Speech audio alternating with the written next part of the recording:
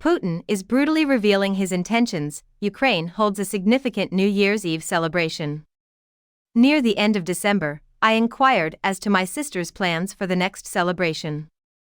In the bomb shelter, she stated unfalteringly, making sandwiches ahead of time would make it easier to descend from the 10th story to the safe room in the event of an air raid siren. Over the course of 2023, Ukraine experienced over 6,000 air alerts. Russian officials have stated that 624 drones carrying bombs were fired by the country last month alone. Nearly 44 persons were killed on December 29, when over 120 Russian missiles and drones hit several communities around the nation. Since the conflict began, this assault on Kyiv residents has been the deadliest. Only one night in the entire month of December went by without an assault. As efforts to secure further financing for Ukraine hit a wall in the European Union and the United States Congress, Russia ramped up its strikes.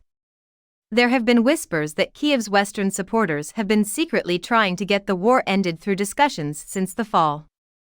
Vladimir Putin allegedly sent signals around the end of December indicating his readiness to negotiate as well. According to a Russian political analyst I spoke with, Mr. Putin's signals were carefully timed so that he could take advantage of the pessimism felt by Ukraine's Western allies, postpone military aid at a time when Ukraine was particularly weak and short on supplies, and give Russia more time to consolidate its position. The advertisement go away from that ad, however, the Ukrainian people are well aware that one should not believe Mr. Putin's words but rather observe his actions. Mr. Putin is well aware, according to Kyiv, that he is not going to propose anything that the Ukrainians could accept. He intends to occupy, destroy, and cause disaster. For there to be peace, there must be assurances that the Kremlin will not exploit the ceasefire as an excuse to regroup and relaunch an attack from the occupied Ukrainian areas.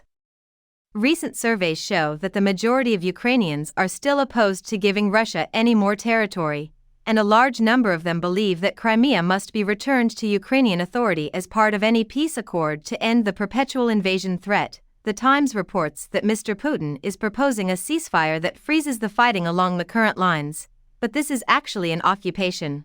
And occupation is only a different form of conflict than peace. I am a co-founder of the Reckoning Project, which documents and investigates possible war crimes in Ukraine.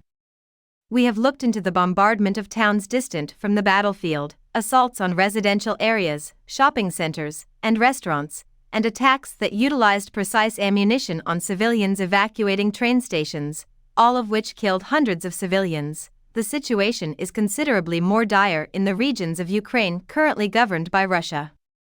Since 2022, hundreds of testimony detailing enforced disappearances and arbitrary detention have been recorded in territory controlled by Russian soldiers. Several individuals who were taken into custody have passed away. Those who were detained endured extensive patterns of psychological and physical abuse, including sexual assault, electrocution, and beatings. The advertisement go away from that ad observing Russia's aggression towards Ukraine from afar must be emotionally draining, and I get that. I get how pessimism and disappointment can set in when you feel helpless. Thinking about quitting feels like a luxury from this vantage point. More casualties may result from the Ukrainian army disarming.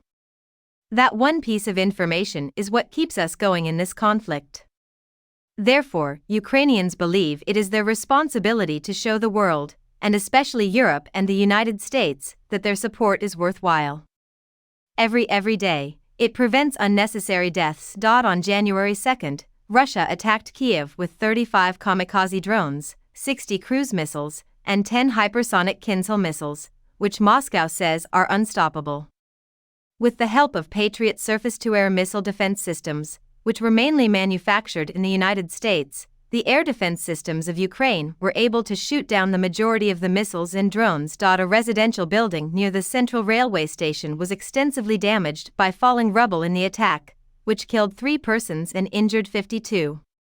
If these defense systems hadn't been put in place, the entire community may have been destroyed, since you know that everyone you encounter on the day following a strike, neighbors, cab drivers, wait staff, and coworkers, had a restless night. You treat them with more kindness. How are you? Should be the default opening line for all conversations on these days. Moreover, in order to aid, on January 2, a crippled man's dwelling was demolished. It had already raised more than its objective when I followed a link to give to the fund to help him find a new place to live. The advertisement go away from that on that fateful day. I visited the site of the capital's most severely damaged residential building, a house that had been nearly leveled. It seemed as a massive wound on the city's exterior. There was plywood jammed into its smashed windows. In a volunteer tent on the site, hot tea and food were being served, while announcements explaining how to petition for compensation were posted all throughout. Russia ramped up its attacks in the colder months of January and February of last year. The electricity grid was targeted by drones, turning cold weather into a weapon against innocent people. The electricity went out often, forcing people to utilize generators.